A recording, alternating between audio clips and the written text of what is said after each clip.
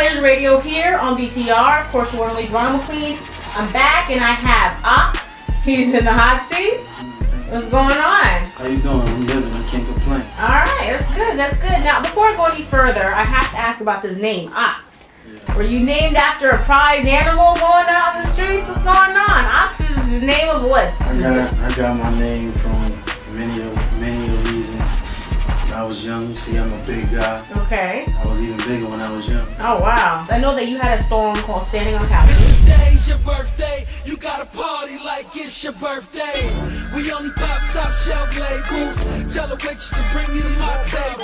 And what we doing? Ended up to be a really great remix featuring what? Jim Jones. Nah, what happened was I wrote the song. Okay. Maybe 3 years ago. Okay. And we were gonna use it as my record, and Self didn't really know what to put out from me. Like every week we was like undecided. Well, we gonna put this record out. The next week we make a better record. We gonna put this one out. So that one kind of got pushed to the back burner. And then he just called me one day and was like, "Yo, can I use that record? I want this guy and let that guy on it." So I was like, "Yo, I don't care." It was home team at the time. So at the end of the day, I'm for the movement. Okay. Now you know that sounds all gravy. Everybody was for it. But obviously, you know, there was something that stirred a little bit that you felt, you know, you wanted to do your own thing in many ways. So let's talk about the specifics on that so we can make sure that that's cleared up in regards to what happened. You were with him for how many years? You left him last year. I was with Self like 3 years. Okay.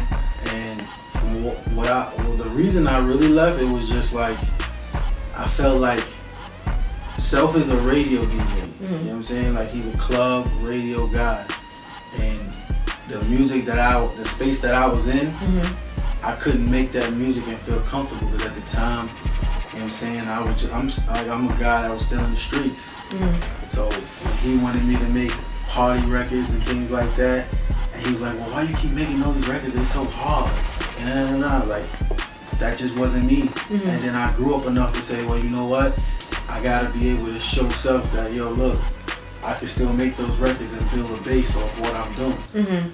So me and Self was good. Like, yeah, no hard. That's one thing I could say that came good out of that. Like, there's no hard feelings. Anything I need him to do, he's still with it. He never had hard feelings against how I felt. It was just we not on the same music page. Okay. So explain kind of what your focus is with your movement. You have what, is it L Gang? L Gang. L Gang. Talk about L. What does the L Gang stand for? All you gangsters, you know what I'm saying? Okay. You know what I'm saying? I'm from Lawton, Queens. But at the end of the day, like, I just wanted to be myself, period, as an artist. So that's a little, I mean, I like the idea of being, you know, who you are, being, you know, a real person. But then the gangsta thing, that kind of already connotates a lot of stuff. So if you aren't proud of it, why use that connotation like loyal gangsters? That's kind of, yeah. I use it because at the end of the day, I'm embracing what I am and what I've done. I'm not ashamed of it. Like I said, I'm not proud of it, but I'm not ashamed of it. Everything I did in my life came with a growth spurt, came with me learning, me just learning, period, from all my mistakes and using the mistakes to climb this ladder.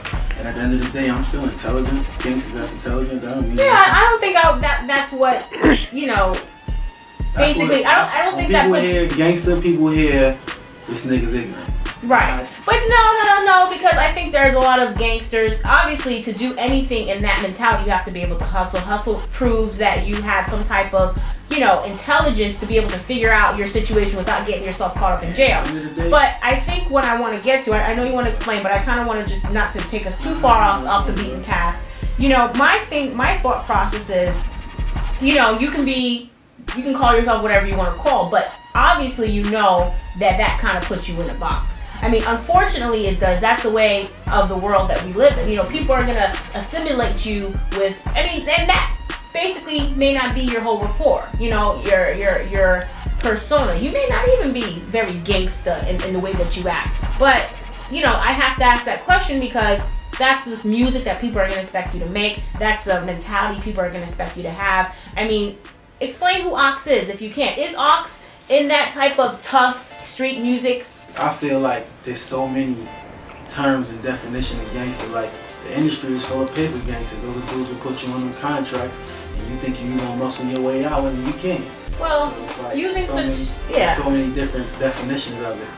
I get your political savviness is to try to explain the whole ideology of what gangsters are, but getting down to nitty gritty, because we are real talk here. You know, at the end of the day, you said go to the streets and do what I gotta do. So obviously there is some things that may not be as legitimate realistically as the, you know, W-2 jobs that most people assimilate with the hard-working American male per se. I own a few things. Okay. You know what I'm saying? So do those things travel in little bags that are sealed on the top? I don't know. That's a great question to ask. You know, when you say the L gang, that it's obviously referring to a group of people. So who's these group of people? I mean, are these people, are they artists? Are they people you grew up with? People that's my friends, like my real friends I grew up with. Of course, I got 2 artists there. You know what I'm saying? Donnie, and I got Frank Poe. But at the same time, like, this is just family. Like, that's one thing about me. Like, I'm a guy. Like, I ain't feel like the bullshit. Like, I like to be around people that's about something, about moving, and about what we trying to do it, so we can feed our kids in a way better way. That's what I'm really about. So like that's a family. I mean, you know, I mean, to me, it seems like you definitely are in that whole mindset of that gang, you know, type of family situation, you know, from what you're saying, because that's basically what it is. You know what I mean? People call their gang their family. So assuming that this is what your gang is, that's what it is. To the Rex hole, fling with it, that's your motherfucking business. I ain't in, it's just a rap though. Maybe we could chill, you gotta make a deal. When I like this, you gotta pop a pill. Like a fool in the Camaro, show me you an animal. Make me regret I bought that SS manual. She wildin', a fucking expert on the stick. I'm a hustler, put your wet work on his dick. I'm just having fun, bagging these bitches. The hate coming from niggas having these bitches. Niggas talking crazy, really, cut it out, fam.